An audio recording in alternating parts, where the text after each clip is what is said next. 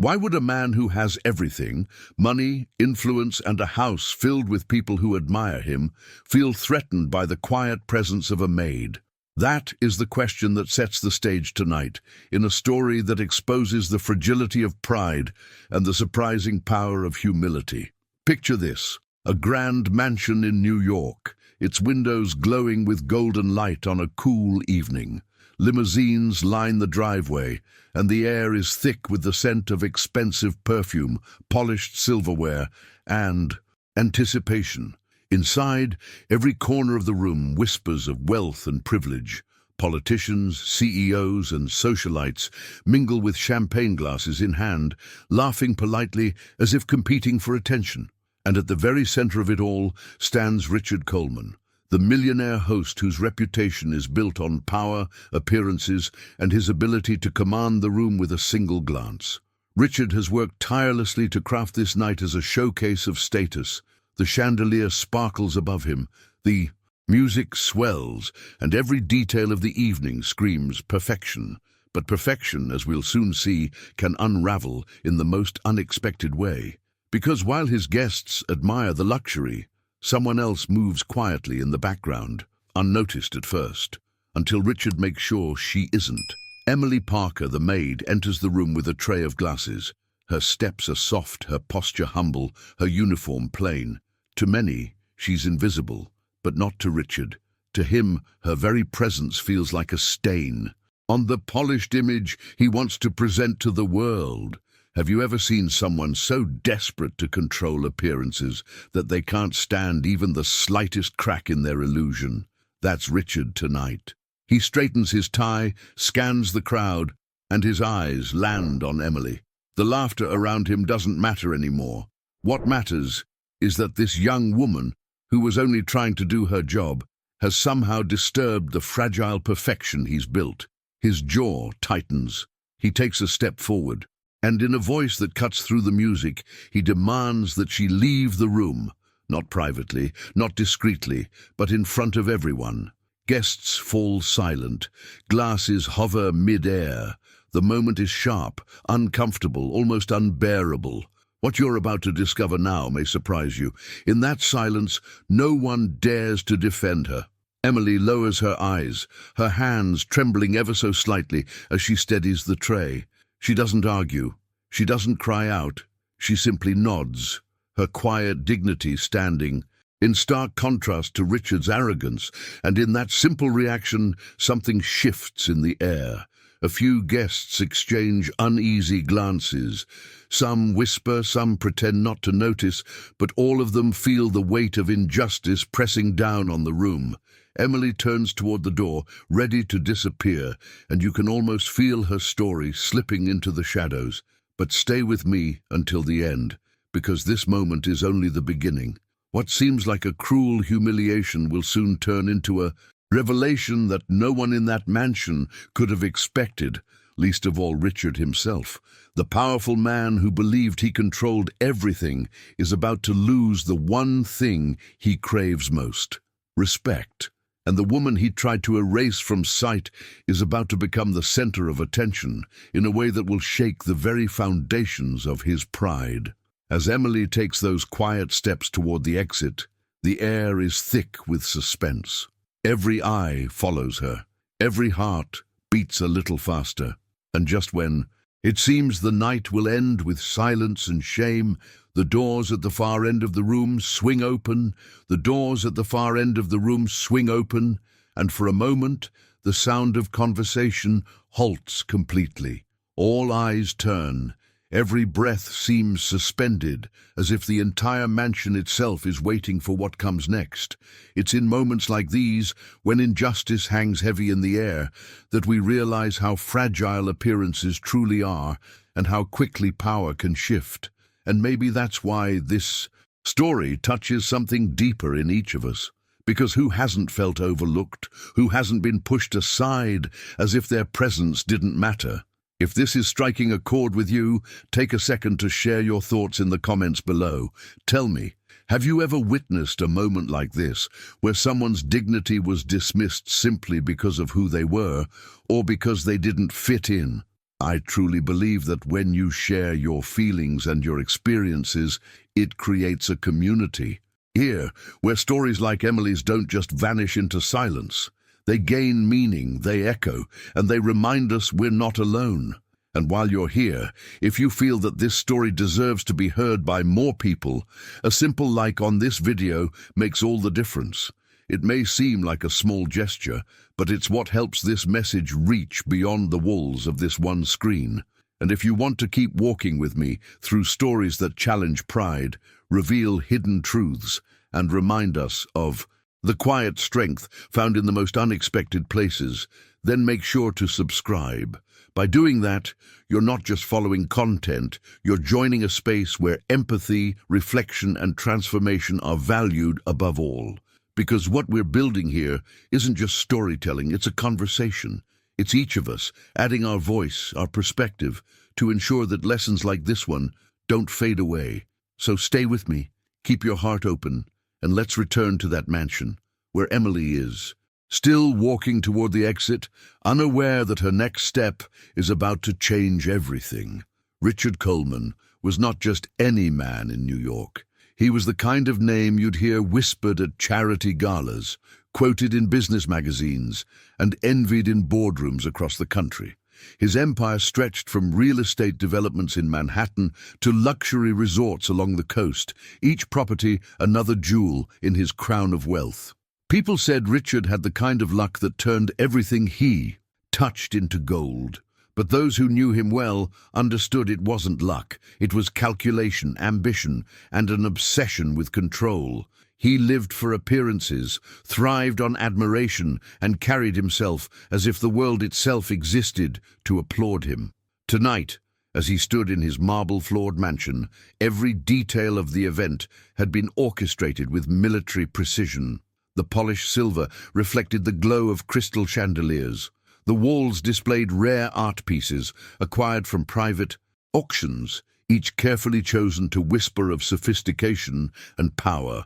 Even the arrangement of flowers had been decided by Richard himself, because in his world, perfection wasn't optional, it was mandatory. "Do you see that?" he said quietly to one of his associates, motioning toward the crowd of guests. "Every one of them wants to be here, not because they like me, but because they need me. That's the difference." It was this mindset that fueled Richard's ego. To him, success wasn't simply about money, it was about dominance. He believed in hierarchies, in invisible lines that separated those who mattered from those who didn't. And if you weren't wearing a tailored suit, driving a European car, or holding influence in politics or finance, then in Richard's eyes, you were invisible at best or disposable at worst. His disdain for ordinary people wasn't subtle either. He wore it like a tailored coat. He dismissed waiters without eye contact, barked orders at assistants, and looked at anyone beneath his social circle as though they carried some invisible stain he needed to avoid. What mattered most to Richard was how others saw him, and he curated that image relentlessly. Behind the scenes, he worked harder to polish his reputation than he did to manage his companies. Every decision, every gesture was part of a performance. At the dinner that night, his performance was in full swing.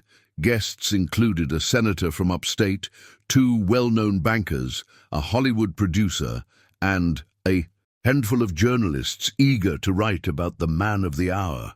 Richard stood tall, raising his glass as photographers snapped pictures. His smile was sharp, calculated, the kind that never quite reached his eyes. He had grown used to the rhythm of admiration. Compliments rolled off tongues like rehearsed lines, and Richard absorbed them like oxygen. "Richard, your new project downtown is groundbreaking," one guest remarked. Another added, "I don't know how you do it, always ahead of the curve." Richard chuckled as though modest, but his mind replayed each compliment, storing it as proof of his superiority. But beneath the surface of his confidence was something else, an unspoken fear. Richard was terrified of being overlooked. The idea of fading into irrelevance haunted him, gnawed at him in quiet moments. That fear is what drove him to build bigger, to host louder, to demand more attention than anyone else. It wasn't enough for him to succeed. Others had to witness it, validate it, and bow to it. This fragile need for validation made him dangerously protective of his image. And so, when Emily Parker stepped into the room with her tray of glasses, Richard didn't see her as a person. He didn't notice her long hours, her quiet strength, or the sacrifices she had made to support her family. All he saw was a disruption, a reminder that his carefully crafted illusion of untouchable grandeur could be pierced by something as simple as a maid walking through the crowd. "Who allowed her in here?" Richard hissed to the man beside him. His voice, though low, carried a sharp edge that betrayed his irritation. The associate hesitated, unsure of how to respond. Emily had been hired by the catering company after all, but Richard wasn't interested in logistics or fairness. He was interested only in removing what he perceived as a flaw. Richard's arrogance was like armor, shielding him from humility, in his mind allowing Emily to remain in the same room as his. Powerful guests was a threat to his status. To admit otherwise would mean acknowledging that wealth did not place him above humanity. And for Richard, that was unthinkable. As he adjusted his cufflinks, his mind raced with the thought of whispers. What would the senator think if he saw a maid walking freely among them? What would the banker's wife say if she noticed a uniform in the corner of a room meant only for luxury? These questions weren't spoken aloud, but they churned in Richard's thoughts, fueling his decision to act. He cleared his throat, his voice booming louder than the music now fading behind him. "You," he said, pointing toward Emily. His tone wasn't one of request, but of command. "This is not your place. Leave." A hush fell over the room, as though the chandelier itself had dimmed in shock. Some guests shifted uncomfortably, but none dared intervene. Richard had established himself as a man of authority, and to challenge him meant risking their place in his world. Emily froze, her eyes widening just slightly before she lowered them again. She didn't speak. She didn't protest. She simply absorbed the humiliation like a weight pressing down on her shoulders. For her, this wasn't the first time someone of power had dismissed her worth, but each time it happened, it cut deeper, reminding her of the distance between her quiet struggles and their glittering world. And yet, there was something unshakable in her silence, something Richard didn't notice, but others did.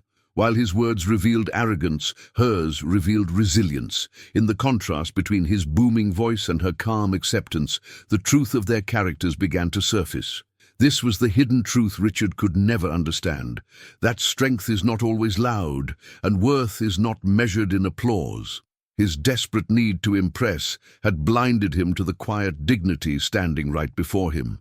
And as Emily prepared to step out of the room, Richard believed he had secured his image once again. He had no idea that this single act of arrogance would set in motion a chain of revelations he could not control. The mansion was silent, but the silence was not empty. It was heavy, layered with judgment, discomfort, and a question lingering in the minds of the guests. If power makes a man this cruel, what does that say about the man himself? Emily moved toward the doorway, her footsteps soft against the marble floor. Richard straightened his tie, convinced he had restored order. But behind those walls of arrogance, the cracks were already forming. What Richard failed to see in that moment was that transformation often comes not from triumph, but from humiliation. And sometimes the greatest revelations arrive just when you believe you have silenced them forever.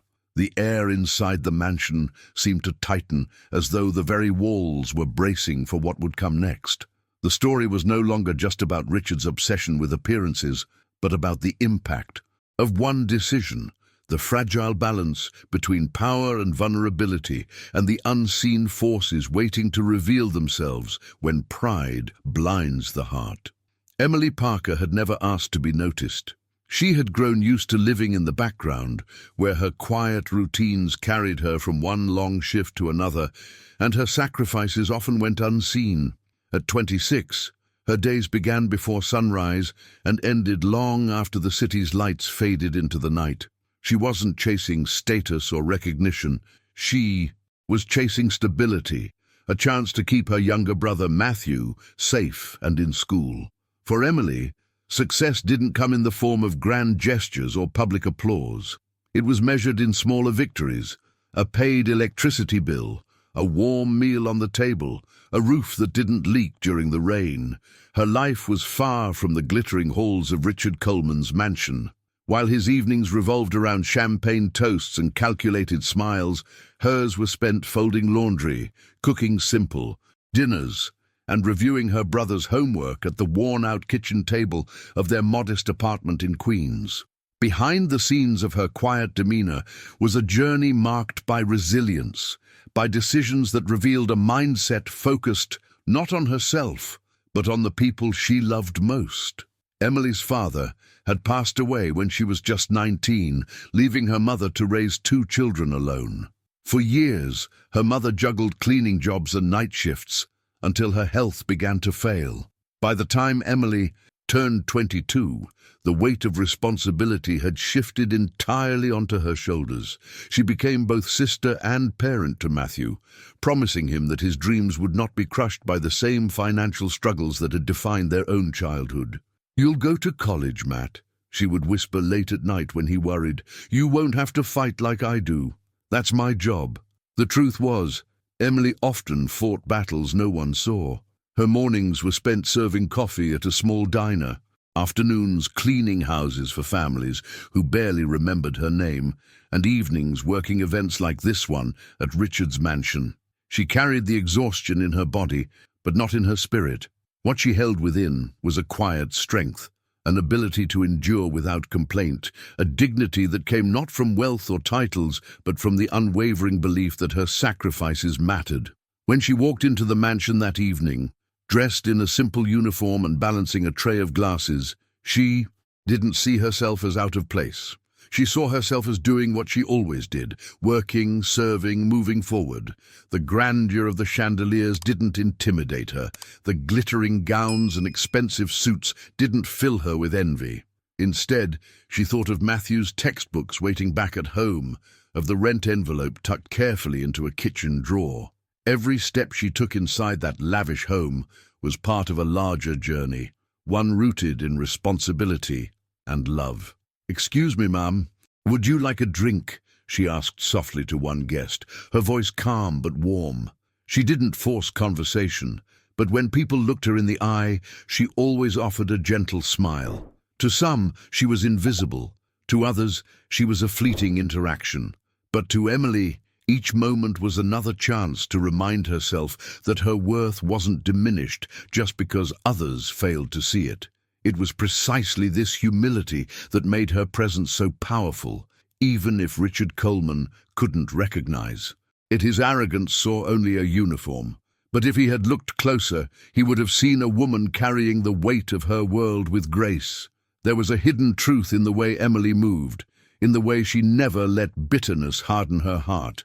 She had faced rejection, endured harsh words, and experienced firsthand how quickly people judged based on appearance.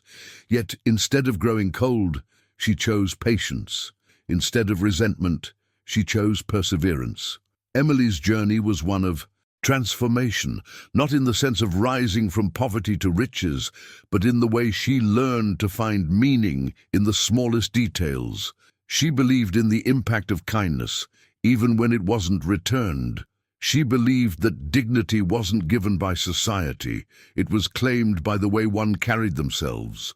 This mindset is what allowed her to stand tall in moments where others might have crumbled. She remembered a conversation with Matthew just a few nights before. He had asked her, "Don't you ever get tired of people looking down on you?" Emily paused, then smiled. "Of course I do," she admitted.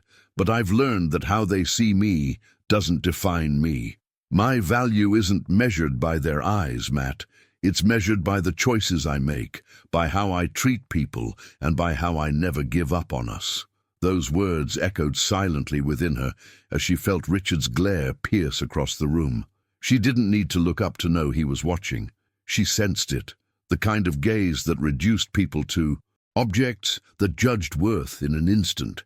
She steadied her hands on the tray, her breath calm. Inside her, a familiar thought rose. This is not the first time someone has tried to make me feel small, and yet she would not let it break her.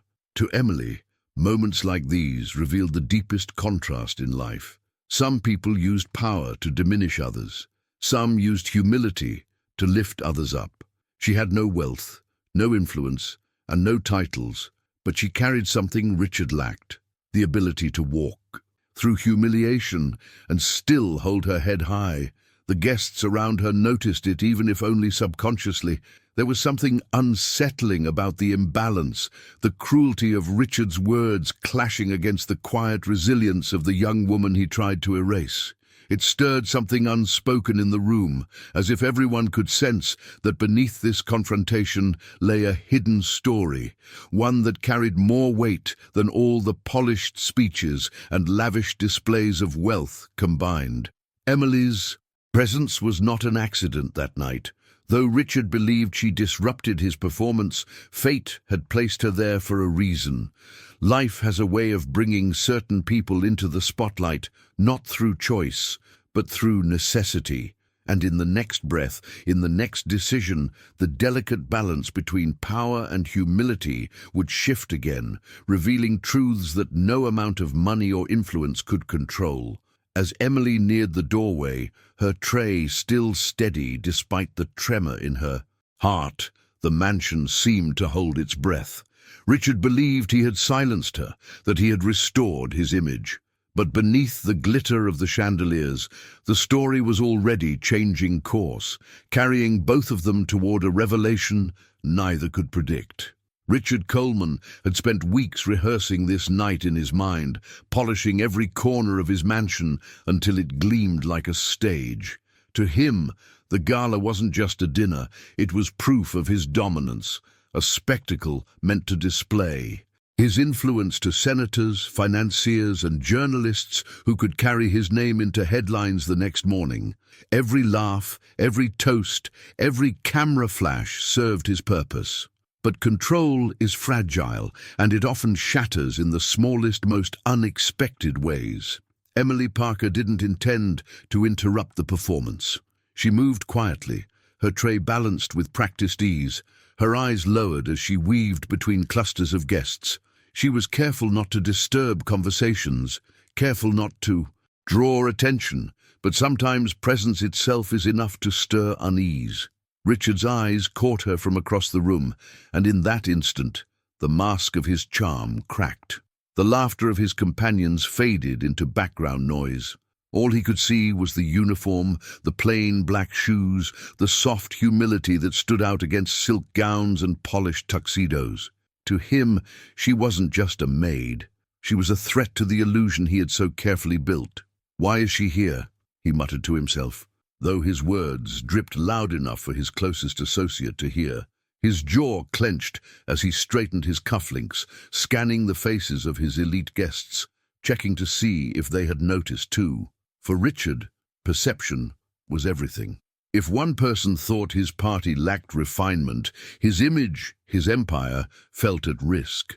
He stepped forward, raising his hand slightly, a gesture that commanded attention without words. The pianist's melody faltered, then stopped, as though the very air inside the mansion obeyed his authority. Conversations hushed, champagne flutes paused mid-air. Richard's voice carried across the room, sharp and cutting. "You," he said, his finger pointed directly at Emily. "This is not the place for you. You don't belong here. Leave." The silence that followed was heavy, like a curtain dropping between two worlds. Emily froze, her heart tightening in her chest, though her face remained calm. Her tray wobbled for just a second before she steadied it with steady hands. She had been spoken to like this before, dismissed, judged, made small, but the sting never fully dulled. Her eyes flickered upward for a moment, meeting Richard's glare. She didn't argue, didn't plead. Instead, she whispered softly, her voice almost lost in the echo of the chandelier-lit hall. "I was only doing my job, sir." Richard scoffed, his lip curling in disdain. "Your job is to stay out of sight. This is a night of elegance, not a night for distractions." Gasps rippled quietly through the crowd. Some guests shifted uncomfortably. Others lowered their eyes, pretending not to have seen. A senator cleared his throat, but said nothing. A banker's wife squeezed her pearls tighter around her neck, as though distancing herself from the humiliation unfolding before her. No one dared to challenge Richard's authority.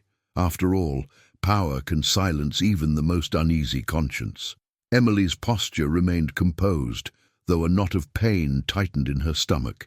She nodded, slowly, lowering her tray toward the nearest table.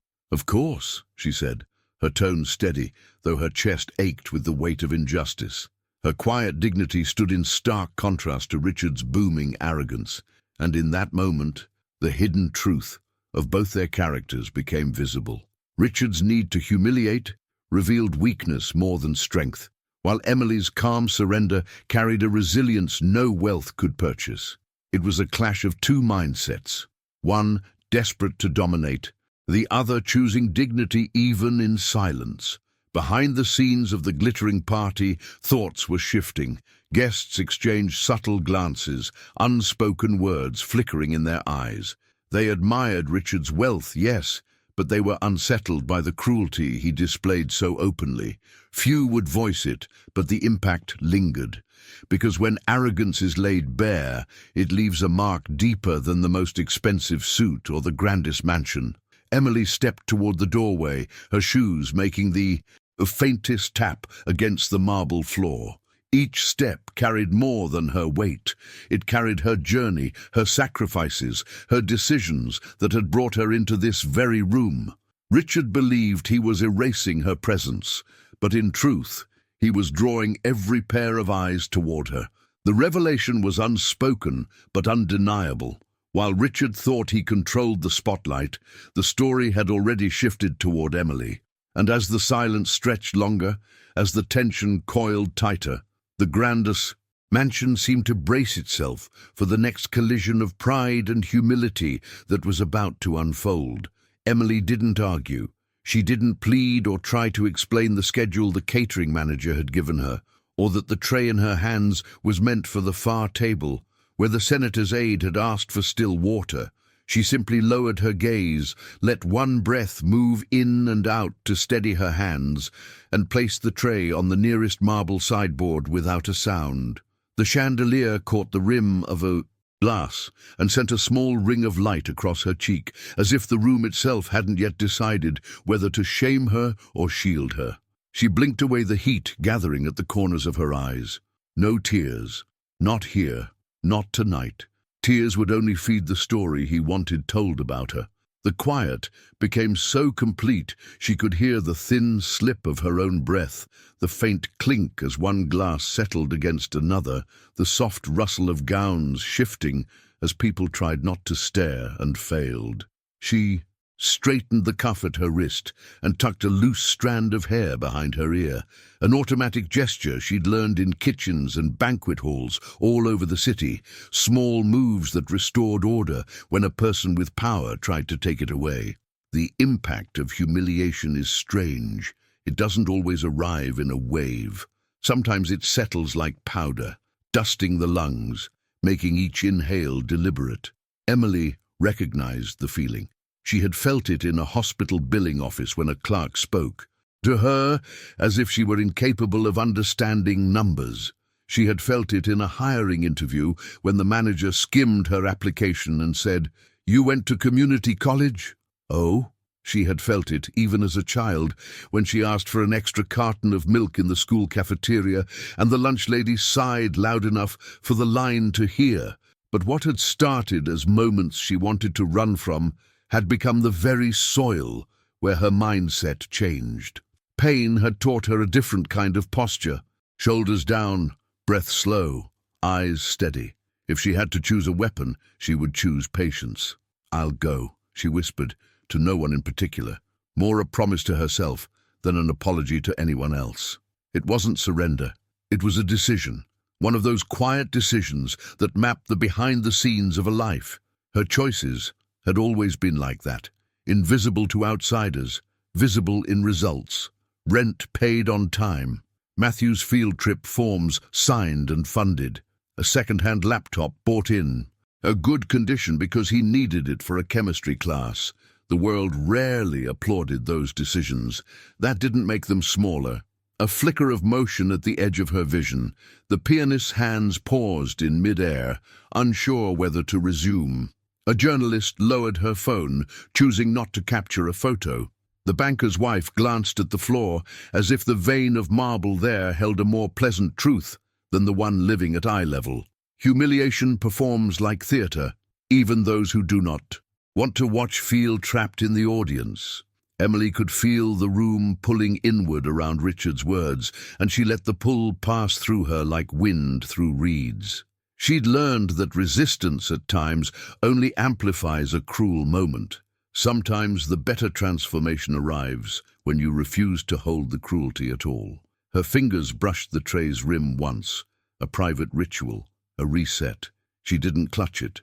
She did not cling to labor as identity. She stepped back, and as she did, she remembered the last conversation she'd had with Matthew before leaving for the event. He'd sat at their chipped kitchen table with a textbook open and a pencil tucked behind one ear. "You sure you're okay?" he asked. "That shift goes late." She'd smiled and touched his shoulder. "I'm okay. I'm on a journey, remember?" "What journey?" He'd grinned then, teasing but wanting the answer. "The one where you get to be 20 with no debt," she said. "The one where decisions add up." Now the memory warmed her like a hand at her back. She started toward the hallway that led to the service entrance, taking care not to brush anyone's gown, not to bump a chair. She didn't move fast. Moving fast meant running. She would not run. The slower walk gave the moment its full shape, and the shape was not only one of dismissal. In the hush, empathy stirred. She couldn't see it, but she could feel it, how the air shifted when a hidden truth rises. You can measure a room not by the words spoken in it, but by the silences it holds. This silence was heavy with quiet objections, with guests making calculations they would never confess. If a man speaks this way to a woman who's working, what will he do to people he doesn't need? What will he do to me when I'm no longer useful? A man in a grey suit, some junior partner no one noticed at the beginning of the night, cleared his throat and half-stepped as if to intervene, then stopped with the sudden awareness of his place on Richard's chessboard. A reporter looked up at the ceiling as if memorizing the chandeliers would absolve her of the story she wasn't telling. The senator pressed his lips together and checked his watch, the universal sign for, "I will not get involved." Not one person raised a voice. Not one hand lifted in defense. Cowardice rarely looks like a shout. It looks like silence. Emily felt her shoulders loosen as she passed the column near the far wall, a small pocket of shade that let her breathe without the glare of crystal. Light. For 1 second, she let herself imagine she was already outside in the cool of the night. The smell of boxwood hedges, the low hum of the city beyond the iron gates. "I won't cry," she told herself, "not here." The words were not bravado. They were a boundary, and as boundaries go, this one held. The thing about patience is that people mistake it for weakness because it moves slow. But patience is often a timed fuse on revelations, while Richard's cruelty burned fast and bright. The effect of Emily's calm moved through the room like a current. Power had just shown its worst face. Dignity had answered without spectacle. There is a reason those moments stay with us. They rewrite the script we thought we understood. If Richard's brand was perfection, Emily's was presence. Presence without apology. Presence without entitlement. Presence with enough steadiness to hold the mirror up to a party and let everyone see what they'd rather not. She reached the doorway that edged the main hall, and even there, she paused to adjust a linen napkin that had slipped crooked on a side table. It was such a small act that no one would think to note it, but it said everything about her internal order. In a world that tried to disrupt her, she set one thing straight. "Sorry," she murmured to the napkin itself, a tiny smile tugging. "You're not the messy one here." Then she exhaled. It sounded like relief, but it was resolve taking a seat in her chest. From somewhere behind her, the associate closest to Richard whispered, "Sir, maybe we—" He didn't finish. Authority doesn't like to hear itself corrected. Richard's reply came crisp and final. "She's leaving." The words slapped the room with a colder kind of quiet. If anyone had thought to slip in a kind suggestion or soften the moment with a joke, that door was closed now. Emily didn't look back. Looking back concedes power to the scene that tried to define you. She had already decided what this moment would become in her story. Not a wound, but a watermark. Subtle, persistent evidence of pressure survived. "I'm okay," she said under her breath, the way a runner speaks to their own lungs at mile 9. "I'm okay." The phrase wasn't a denial of hurt. It was a promise not to let the hurt make her small. The difference matters.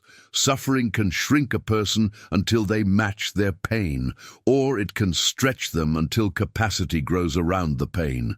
That is a different kind of transformation, one that sees the world clearly and chooses grace anyway. A few steps from the threshold, she felt a warmth at her side. The head server, Denise, had materialized like a shadow. "Emily," Denise murmured, keeping her eyes on the table settings so no one could accuse her of forming an alliance. "You don't have to." Emily shook her head once. "I know," she said softly. "I'm okay." Denise nodded, and for an instant there was a quiet exchange of strength between two women, trained to make rooms look effortless. Behind-the-scenes solidarity often writes the strongest story, even when the room forbids it out loud. The hallway ahead narrowed, darkened slightly, the thick runner muffling her footsteps. Her body registered the shift before her mind did. The relief of leaving the open spectacle for someplace human-sized.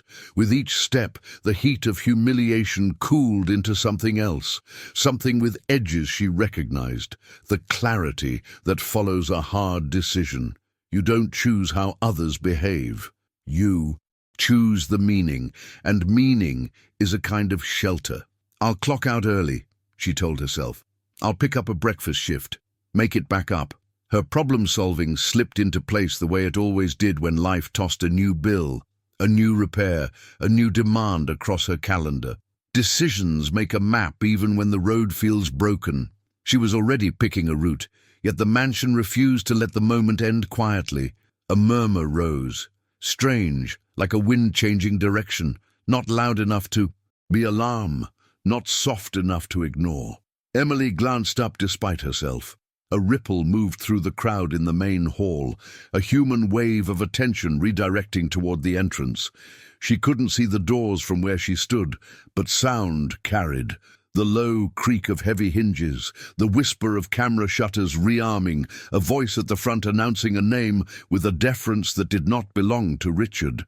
The room exhaled all at once. People who had just watched a woman be dismissed now adjusted. Posture, straightened smiles reached for their better manners. The hypocrisy was almost artful. Emily steadied herself at the edge of the doorway, half sheltered by the column, half revealed to the room, a liminal place where retreat and return touched. "Keep moving," she told her feet, but they hesitated as if some small thread tied to the next moment had wrapped around her ankle. Life does that sometimes, interrupts your exit with a turn of the plot you didn't script. In the space of a heartbeat, her thoughts tracked a quick, searching path. What if someone important had arrived early? What if Denise needed her for one more pass with the water? What if, in staying one more minute, she preserved a relationship that meant the next 3 months of rent? Every working person knows that calculus, the behind-the-scenes math of dignity and survival. The equation doesn't include applause, it includes consequences. She weighed them with practiced speed. "Okay," she breathed. A word so light it barely moved the air. 1 more minute. The choice wasn't a capitulation to the room. It was loyalty to the promise she kept to herself and to Matthew. Do the work fully, even when it hurts. She stepped back just enough to see the glossy swing of the main doors, just enough to catch the glint of cameras pivoting and the body language of people who suddenly remembered how to smile with both sides of their faces. Richard stood again at full height, reassembling charm like armor plates. If he felt the sting of his own actions, it didn't show. Ego rarely does when an audience offers it a new scene to perform in. He smoothed his jacket and turned toward the entrance with a gaze fixed on the kind of recognition he craved most. To him, the night was back on script. The unwanted character had been ushered off stage, but life loves its own edits. Transformations rarely begin with permission. Emily let her shoulders drop, absorbing the subtle tremor still moving through her muscles. Calm is not a gift, it's a practice, built one hard moment at a time. In her chest, the rhythm found itself again. She lifted her chin a fraction. No defiance, just alignment. A woman who knows who she is can stand at the edge of a storm and not bargain with the wind. I am not less, she told herself, the words quiet and exact, more fact than feeling. I am not less. Some truths do not need a witness to be true, but sometimes, when the world insists on watching, the witness arrives anyway.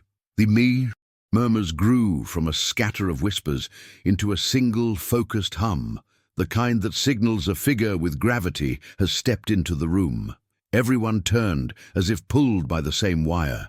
Emily remained where she was, one hand resting on the frame of the doorway, steady as a metronome. In that balanced space between retreat and return, the party's glitter thinned just enough for the next note of the evening to be heard clearly, and the story, without announcing itself, moved forward. The hush that had lingered after Richard's harsh words was broken not by Emily's steps toward the door, but by the sudden stir of anticipation that rippled through the room.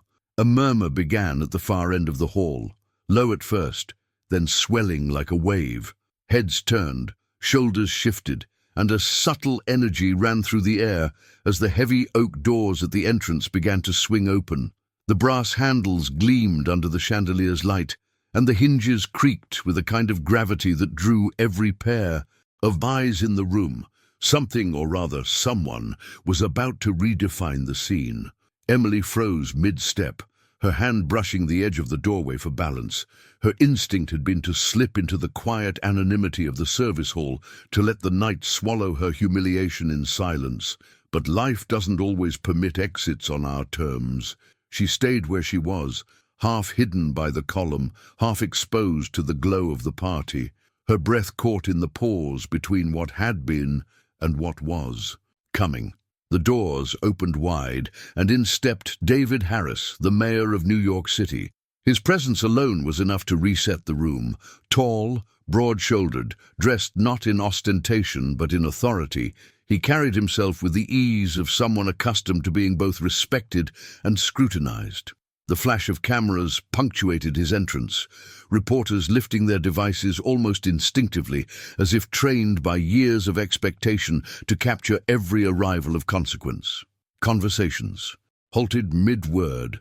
Glasses froze mid-toast. In a matter of seconds, the axis of attention shifted entirely.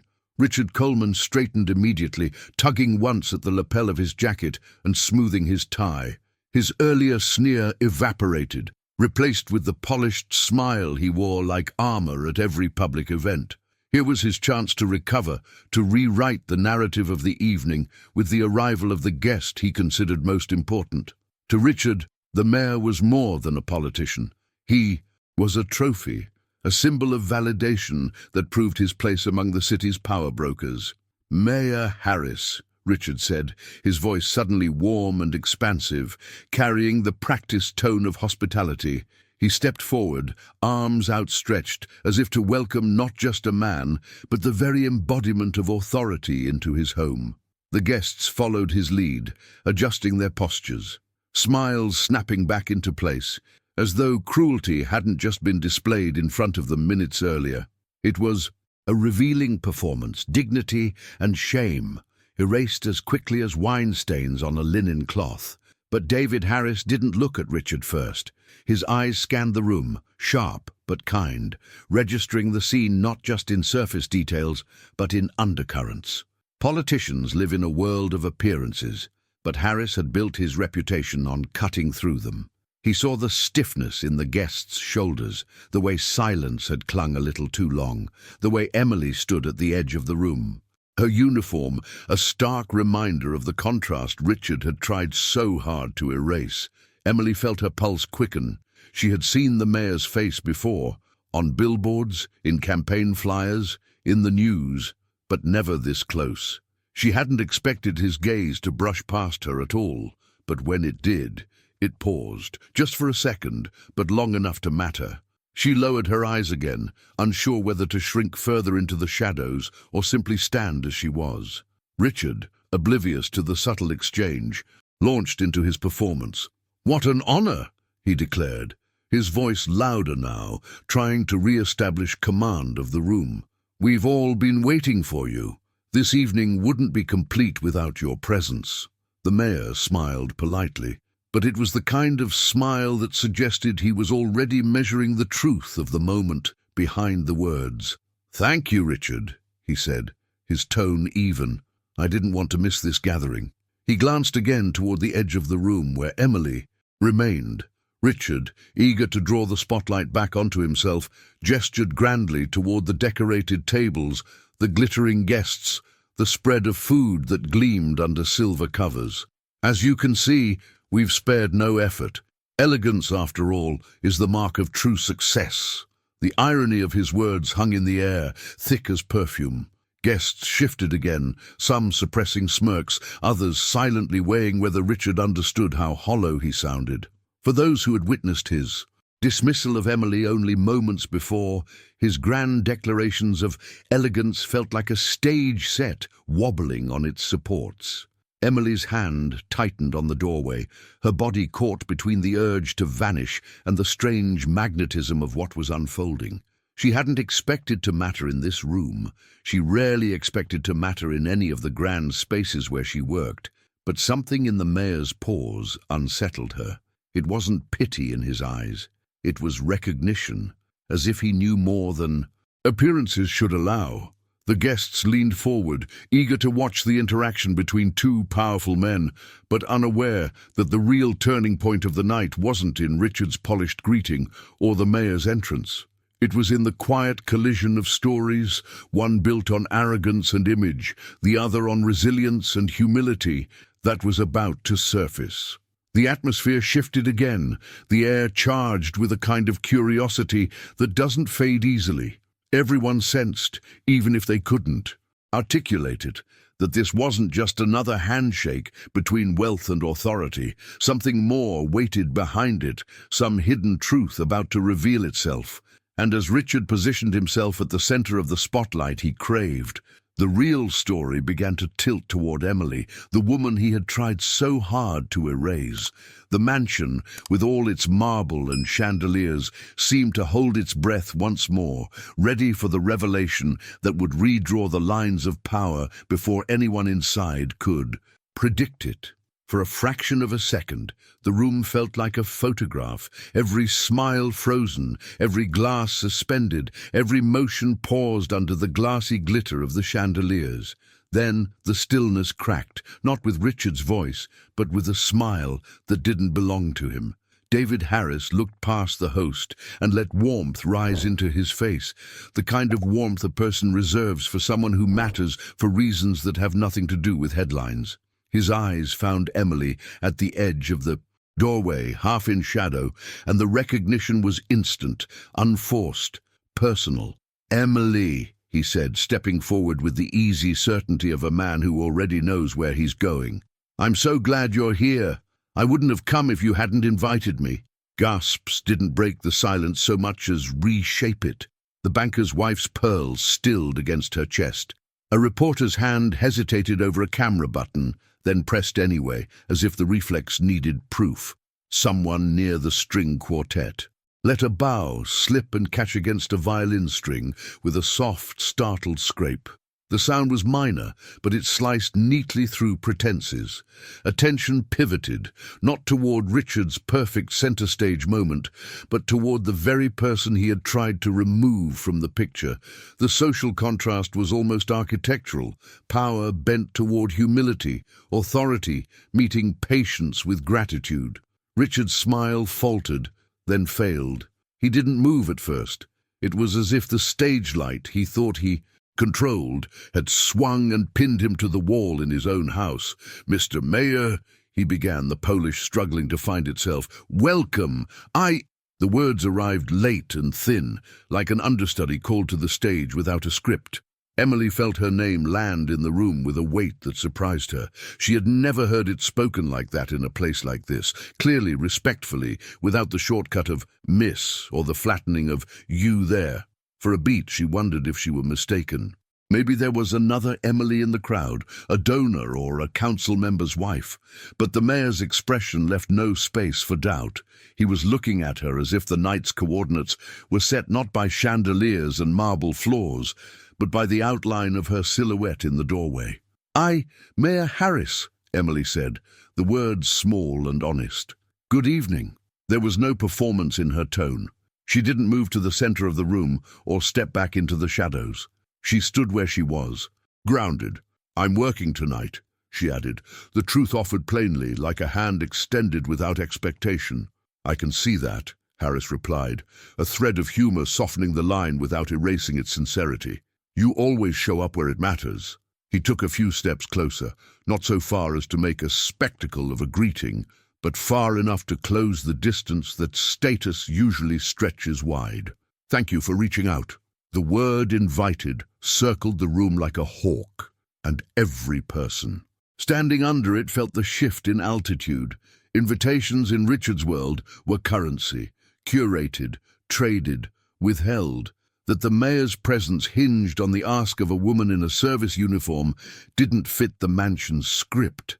It tore it. Richard found his voice, though it arrived with a brittle edge. "I wasn't aware," he said, each syllable polished until it almost cut, "that you and Ms. Parker." He checked his memory and came up empty, then lifted the last name from the mayor's. Greeting, "We're acquainted." "We are," Harris said simply. No defense, no elaboration. A statement of fact delivered with the precision of someone who has no interest in defending what doesn't require defense. Guests leaned into the moment with the curiosity people save for behind-the-scenes truths. The narrative had flipped, and everyone wanted to know how. A senator's aide whispered, "How does she know him?" A journalist mouthed, "Get this," to a colleague. But even the press hesitated. Something about the mayor's tone discouraged opportunism. Information would arrive, but not as gossip, more like a revelation with gravity. Emily's throat tightened, not with fear, but with the unfamiliarity of being seen. She felt Denise's presence at her shoulder like a quiet anchor. "You okay?" Denise breathed, barely above silence. "Yes," Emily answered, surprised at the steadiness. "I'm okay." Richard attempted a recovery, the kind of one-step pivot he'd practiced in boardrooms when a deal went sideways. "David," he said, switching to first names, grasping for camaraderie, "you must see the art in the East Gallery, a private collection. It's—" "Richard," the mayor replied, kind but immovable. "In a moment." He kept his gaze on Emily, not to elevate or embarrass her, but to honor the path that had brought this night to its hinge. "I appreciated your message," he told her. "When someone writes not to ask for themselves, I pay attention." A rustle traveled through the crowd, curious and conflicted, not for herself. The phrase tapped something in them that status rarely satisfies. People recognized integrity when it appeared, even when it made them uncomfortable. It showed them the edges of their own decisions. Emily nodded, her voice nearly a whisper. "It mattered," she said. "So I asked." She hadn't intended to speak so directly, but truth simplifies language. She had written to his office with the kind of clarity necessity teaches. The community center on 115th needed a grunt renewed. A summer meals program that kept Matthew and his friends fed a few years ago would close if funds evaporated. A scholarship pipeline at a local high school had paused without explanation. She didn't have donors to call or a lobby to occupy. She had a clean record, a mapped-out list of impact, and the persistence to follow up twice, then a third time. Her last note had said, "If you come to this event, powerful people will be watching. If you say yes in a room like that, the yes will stand." "I remember," the mayor said. His tone carried more than courtesy. It carried the weight of a decision already measured and made. Your message was precise. He smiled again, and his voice softened. And persuasive. Richard's jaw tensed at the word persuasive, as if it had been stolen from his inventory. "Well," he said, chasing composure through a maze of calculations, "I'm certain Emily's concerns can be handled through the appropriate channels." The emphasis on appropriate made. The subtext plain. There are doors for certain people and exits for others. Harris didn't bother with the subtext. "Some channels are only appropriate when they're open to everyone," he said, the line mild enough to pass as observation and pointed enough to function as instruction. He turned to Emily again. "Do you have a minute?" The question surprised her more than the greeting had. In most rooms, time flowed toward the powerful. Here, the powerful had offered to share theirs. She glanced toward Denise. "Go," Denise murmured, still not quite looking at her the way women protect each other in plain sight. Emily nodded. "Yes," she said to the mayor, "I have a minute." They moved only a few steps aside, not to cloak the conversation in secrecy, but to give it the space privacy affords dignity. The guests tracked the motion with the restraint of people who know that staring would reveal more about them than it would about the moment. Even so, every sightline bent their way. Authority invites attention. Authenticity keeps it. "I'm following through on your email," the mayor said, voice quiet enough to belong to a real exchange. "The grant for the center, approved.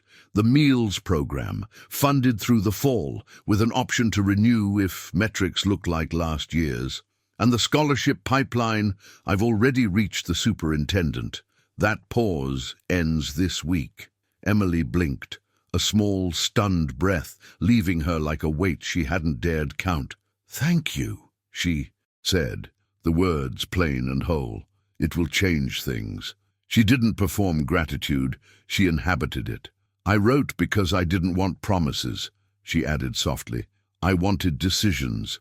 "Good," Harris answered, a nod punctuating the syllable. "So did I." He held her gaze a moment longer, something unspoken acknowledged between them, the kind of recognition that travels the long road between effort and outcome.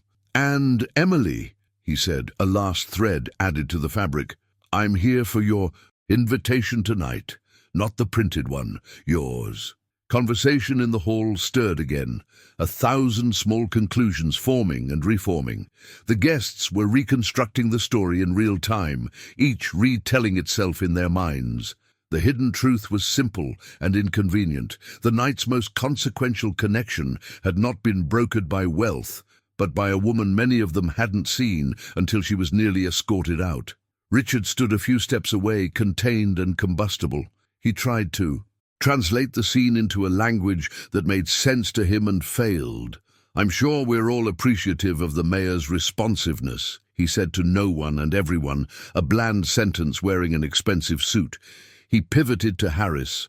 "Would you like to address the room?" "Not yet," Harris replied. "This isn't my stage."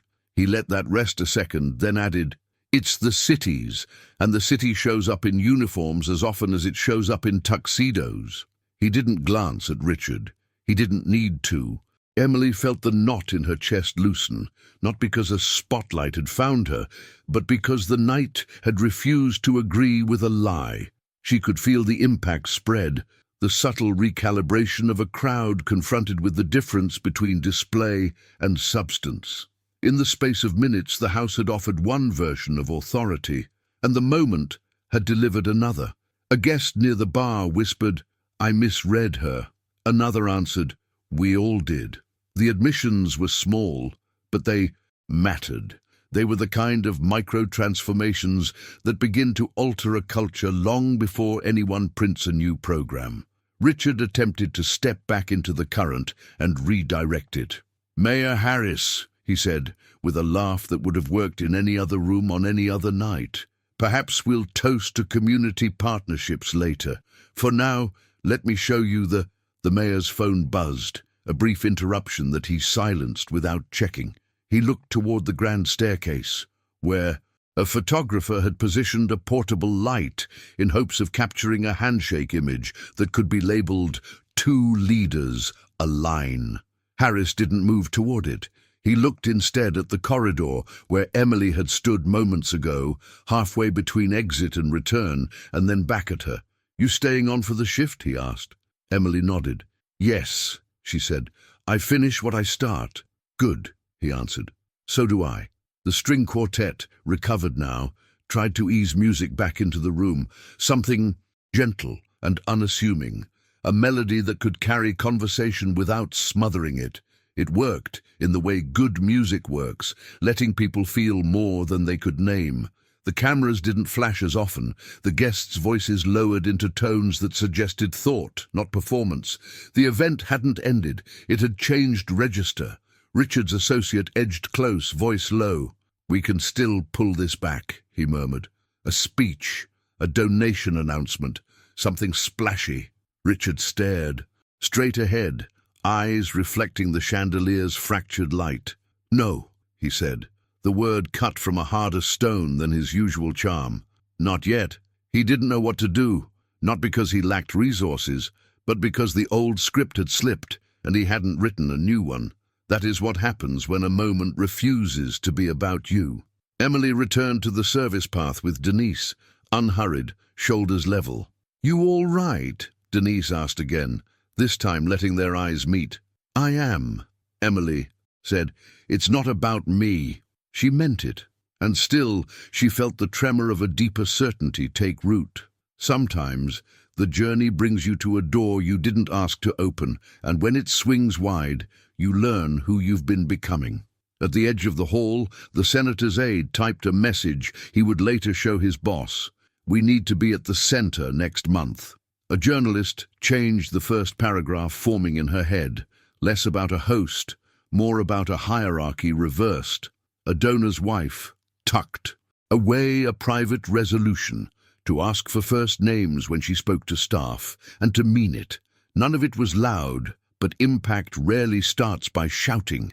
It begins in decisions, made quietly and kept faithfully. The mayor glanced once more at Emily before allowing the event to tug him into its orbit. He shook hands, accepted greetings, asked pointed questions that let people know he was listening. But the center of the room had shifted its gravity. Everyone could feel it. The story, already in motion, moved again, not with a bang or a bow, but with the steady turn of a compass finding a new north.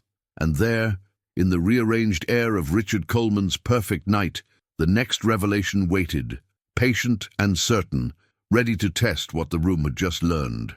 The mayor didn't raise his voice to reclaim the room. He lowered it. Authority, when it's real, doesn't need volume. David Harris stood near the center of the hall with the patience of someone who understands that the most important moments arrive at human scale. He didn't begin with titles or policies. He began with a memory, and in the way he told it, everyone understood this wasn't a political anecdote designed to curry favor. It was a living thread being tied back to where it started. "There's something you should know," he said, and his glance passed from Richard to the guests to Emily, who stood near the service corridor with her hands loosely folded. "A few years ago, my wife, Claire, had a difficult stretch. Some of you remember that time from the papers. What you don't know is what happened behind the scenes." The words settled over the chandeliers, soft and exact. Conversation stilled again, not from spectacle this time, but from sincerity. "Hospitals can be the loneliest crowded places on earth," the mayor continued. "People come and go. Nurses do their heroic work. Family means well. But there are hours, long, strange hours, where kindness has to be intentional or it disappears." He paused, not to dramatize, but to let the memory do its own work. There was a woman who showed up with quiet consistency. She didn't introduce herself like she wanted credit. She asked what Claire needed, and then brought it, as if she had all the time in the world. Tea at the right temperature, a blanket warmed in a dryer, a notebook and pen because my wife said writing helped her breathe. She didn't have a title on a badge that explained why she cared. She just cared. Eyes shifted toward Emily, as if pulled by the same string. Even those who had tried not to see her earlier couldn't keep the old script in place. Richard's jaw set, but the posture that had filled the room minutes ago no longer fit. You cannot outstare a story that refuses to orbit you. The mayor nodded toward Emily with a gentleness that still carried weight. That woman is Emily Parker. She doesn't know this part because humility protects itself from applause. He looked back at the guests. I learned her name on the third visit. I asked why she kept coming. She shrugged and said, some journeys need company, even for 10 minutes at a time. A murmur ran through the crowd. Not scandal this time, but recognition. People remembered their own long nights, a parent's recovery, a child's fever, the hour when a stranger's small mercy held the world together. The hidden truth in the room finally had words around it. Elegance wasn't the point. Presence was. Mindset wasn't a slogan. It was a posture, one Emily had chosen again and again, when no one was looking and nothing glittered. Emily swallowed and found her voice in the space the mayor offered. I didn't do much, she said, and even as she spoke, she knew the sentence was both true and not. I just didn't want her to feel alone. Harris met her eyes and answered without hesitation. That's not just. That's impact. The line rang cleanly because it didn't flatter. It named. He turned to the room, not to scold it, but to invite it forward. We measure success in ways that leave out the kind of decisions that keep people whole. That's a mistake. Tonight, I want to correct it. Richard opened his mouth to reassert ownership of the evening, but the floor had shifted. He had built a night on hierarchy. The mayor had placed dignity at the center. Those foundations don't support the same weight. Emily, Harris said, allowing the syllables to carry their due, you didn't come here to be recognized, but recognition finds its way to the right. Address. He inclined his head to her in a gesture that was both personal and public. You are not just welcome in this home, you are a special guest of honor. The sentence didn't roar. It landed. You could feel its geometry rearrange the space. A server at the far table straightened as if a chord had resolved. The junior partner who'd half-stepped earlier took an actual step now, not toward the center, but inward, as if to stand where courage starts. The quartet's melody softened and brightened at once, like daylight finding the edge of a storm. For a beat, even the cameras forgot themselves. The photographer nearest the staircase lowered his lens and let the moment exist without capture. Richard's smile, returned by force, looked like a borrowed suit. His size, someone else's cut. He tried to pivot, to turn the declaration into an asset he could present as his design. Of course, he said, the syllables smooth and airless. We're delighted. We pride ourselves on the Mayor's glance, still kind, still firm, suggested that pride might take a different seat tonight. Richard inhaled, found no oxygen for that version of himself, and let the sentence go unfinished. The senator cleared his throat and, for once, found a better use for words. Ms. Parker, he said, choosing the formality deliberately, on behalf of a man who has visited those lonely hours himself, thank you. He nodded, not to the mayor, but to Emily. Across the room, the banker's wife, pearls quiet. Against her blouse now, said softly, we should have seen you sooner, and then, with a small, decisive lift of her chin, added, we will from now on. These weren't grand declarations wrapped in donor language. They were smaller and more durable, the beginnings of a different reflex. Emily felt a heat rise in her face, not from embarrassment, but from the strange tenderness of being accepted without having performed anything new. Her instinct was to step back into the corridor where she'd hovered a minute earlier, to let attention fall away. But this wasn't the kind of attention that devours. It was the kind that restores. She stayed where she was. I'm grateful, she said, and the gratitude sounded like her, unornamented, real. And I still have a shift. The room exhaled a quiet ripple of laughter, relieved and respectful at once. The mayor smiled. That's exactly why you're honored. He took half a step toward Richard then, offering him a bridge he didn't deserve, but could still walk across. Richard, Harris said, nights like this shape a city if we let them. Sometimes transformation announces itself in policy. Sometimes it arrives as a correction in posture. It wasn't a reprimand. It was an invitation dressed as observation. Richard heard both. His instinct was to reject the hand. His calculation told him that every camera in the room knew which choice would age better. A muscle worked along his jaw. "You're right," he said, and for the first time that night, the words sounded as though he had tasted them before he spoke. The hierarchy softened. Conversations resumed, but they carried a new color. The way speech changes after prayer or after truth surprises a table. Guests asked each other smaller questions that revealed larger things, where they had been when they needed a stranger who had stood quietly at the edge of their hardest room.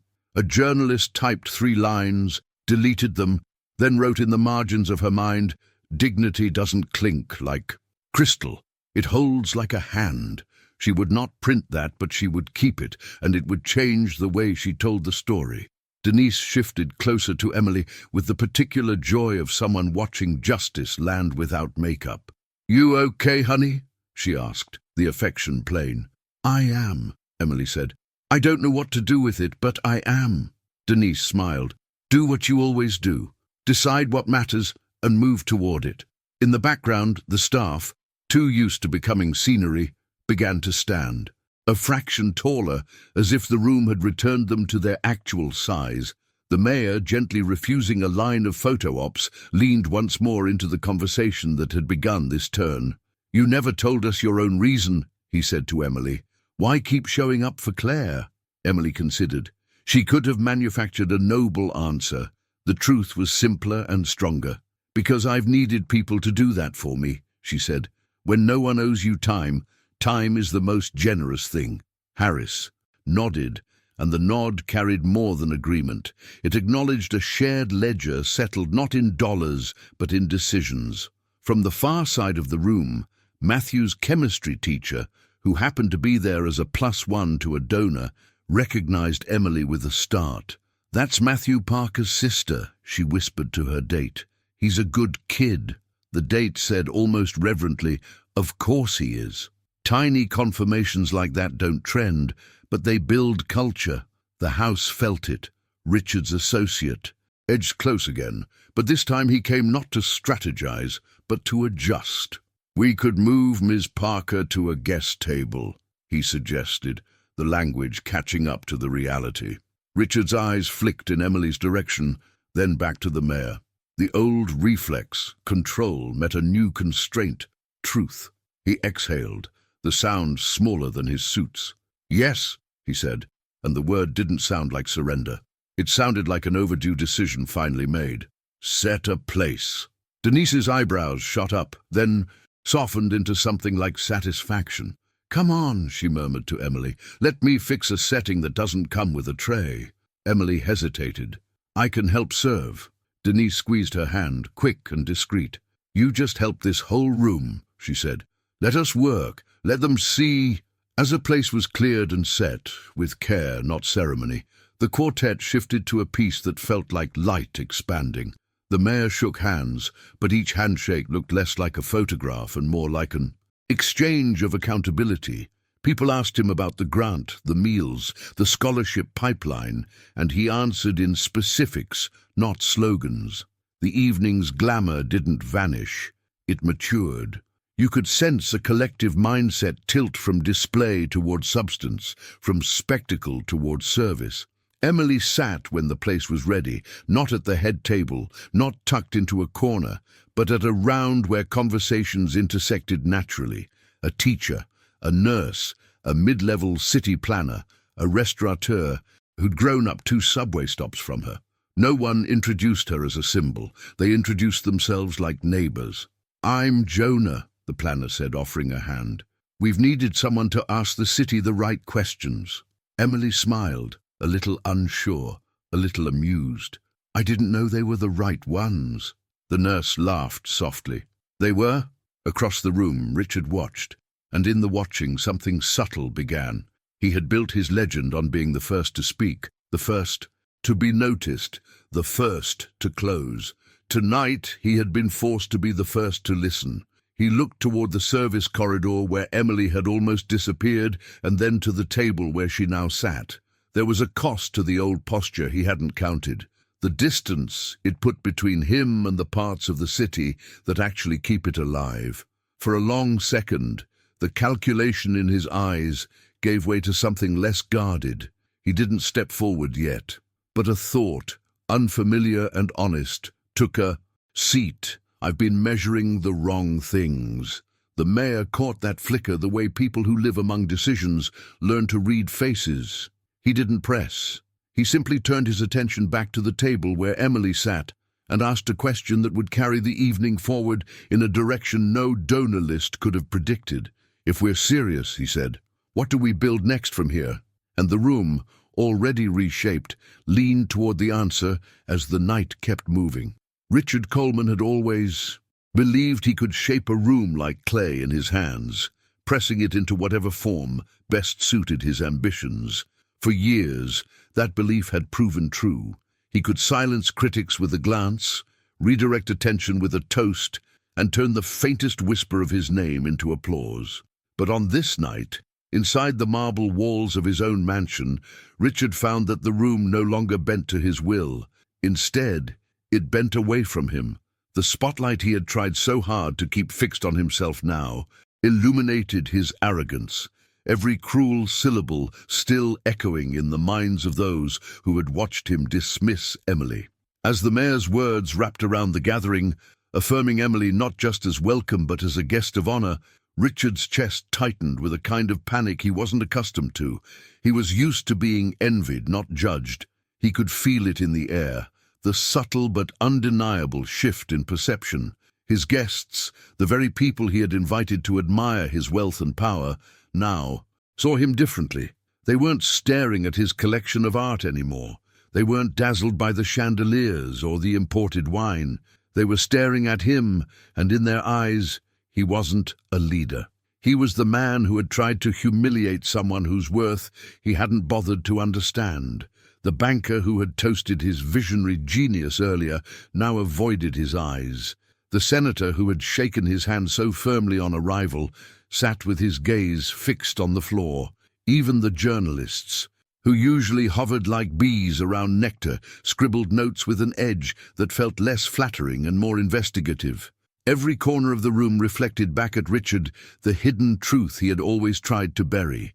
That power without compassion is hollow, and arrogance, once revealed, cannot be dressed back up in silk and polish. Richard attempted to recover. "Ladies and gentlemen," he began, lifting his glass in a reflex as automatic as breathing. "Tonight is about—" His words faltered when he noticed that not everyone was raising their glasses with him. Some had already set theirs down. Others hesitated, waiting not for his cue, but for the mayor's. His carefully rehearsed performance, one he had used so many times before, no longer worked. The script was gone, replaced by a silence that didn't obey him. His face tightened. He straightened his jacket and forced a smile. "I am proud," he said, "to host so many wonderful people, to celebrate community." But even as he spoke, he heard the hollowness of his own words. They didn't land because the room had already witnessed his true definition of community. When he told Emily she didn't belong, the dissonance was too great. The image he had built for years was cracking under the weight of a single moment of cruelty. Emily, seated now among guests who looked at her not as staff but as an equal, didn't gloat or smirk. She didn't need to. Her calm presence was enough of a mirror. Richard saw it in the way people leaned toward her words when she spoke softly, in the way the mayor deferred to her as if her opinion carried weight, in the way even the staff seemed to stand taller with her at the table. The very foundation of his power, admiration, attention, respect, was quietly shifting into her orbit. Richard clenched his glass tighter, his knuckles whitening. He remembered the mayor's phrase, a special guest of honor, and it played in his head like a refrain he couldn't silence. That was supposed to be his role. He was supposed to be the center of gravity, the man everyone looked to. But now the lesson cut deep. Arrogance doesn't elevate, it isolates. Instead of standing above the crowd, he found himself standing apart from it, on the wrong side of dignity.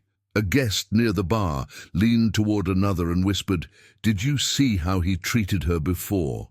The words weren't meant for Richard's ears, but they carried just enough to reach him.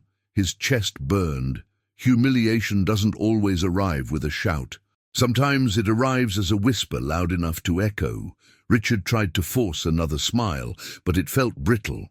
"Mayor Harris," he said, stepping closer. "Perhaps we should—" The mayor didn't turn away from Emily. He stayed with her, listening, nodding, engaging with the details of her story. Richard's words slipped into the air like smoke, ignored, fading before they could settle. And in that moment, Richard realized something he had never admitted, not even to himself. Power, borrowed from. Wealth alone is fragile. It can dazzle for a night, but it cannot hold when truth enters the room. Status is a costume, but dignity is substance. And tonight, substance had outshone costume. Richard's humiliation wasn't just that he had been exposed, it was that he had exposed himself. No one had tricked him into cruelty. No one had forced him to push Emily aside. It had been his decision, his choice, his mindset laid bare for everyone to see. And now, the impact was irreversible. The empire he had built on respectability crumbled not with scandal, but with revelation. The hidden truth was simple and devastating. The man who claimed to know elegance had shown none. He stepped back, his eyes darting across the room for some anchor, some ally. But every glance that met his felt thinner, cooler, stripped of the admiration he had counted on. People remembered moments like this. They would replay it in conversations tomorrow, in offices and cafes, framing the story not as Richard Coleman's dazzling gala, but as the night his arrogance undid him. Richard turned his gaze toward Emily again, not because he wanted to, but because he couldn't help it. She had become the measure against which his failure was seen. She had not raised her voice, had not sought the spotlight, yet somehow she had revealed everything hollow in him by simply holding steady. He hated the feeling, but beneath the anger was something worse: shame. The lesson he had spent a lifetime avoiding had finally found him. Respect is not commanded by wealth. It is earned by how you treat the people you believe can't answer back.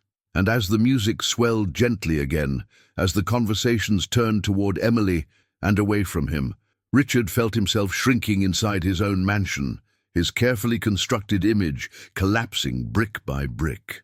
The stage he had built no longer belonged to him, and the evening was moving forward with or without his permission, guided now by voices he had once considered unworthy of. Notice, the grand room that had once been Richard Coleman's theatre of control now breathed differently. The chandeliers still sparkled, the wine still shimmered in glasses, but the meaning of the night had shifted. Wealth, marble, and titles no longer held the gravity. What held it now was something quieter, something that couldn't be bought or displayed: dignity. And in that quiet transfer of attention, everyone present felt a truth they had long ignored rising to the surface. Richard had spent years convincing himself that worth was measured by numbers in a bank account, the size of a guest list, the attention his name commanded. He had believed image was reality and applause was proof, but his arrogance had cracked under its own weight, and what remained wasn't elegance but emptiness. The lesson had been delivered without anger, without spectacle, through the simple patience of a woman he had tried to erase. That was the real revelation. Arrogance collapses in the presence of humility, and cruelty is most clearly seen when placed against kindness. Emily didn't sit at the table as a conqueror. She sat with the same quiet posture she had carried into every shift, her shoulders steady, her voice calm, her presence unassuming. Yet it was precisely this consistency, this refusal to let life's hardships turn her bitter, that gave her strength. She had never sought recognition, but recognition had found her anyway. And in that recognition, the entire room was reminded of something that wealth often blinds people to. The human soul is not measured in appearances, but in how it treats those who cannot return the favor. The mayor's words echoed still, not as political theater, but as human testimony. He hadn't praised Emily for achieving something grand. He had honored her for choosing kindness when no one was watching. And that truth worked like a mirror, forcing everyone present to ask themselves uncomfortable questions. When had they looked away from someone who needed them? When had they measured worth by status rather than substance? When had they mistaken polish for character? Those questions weren't spoken aloud, but they lingered in the silence between sentences, and their weight was undeniable. Emily herself seemed almost uneasy with the attention. When a woman in a silk gown leaned toward her and said, "We should have noticed you sooner," Emily's response was simple. "I wasn't here to be noticed. I was here to work." But then she added, her voice softer, "Work isn't just what we do with our hands, it's also what we do with our heart." The line was quiet, but it carried, and a few guests shifted in their seats, as if struck by something they had forgotten. Richard, standing on the fringe of his own party, felt the words like a bruise pressed twice. For the first time in years, he understood that the empire he had built wasn't admired. It was feared, tolerated, envied perhaps, but never truly respected. Respect, he realized, could not be purchased with imported champagne or polished speeches.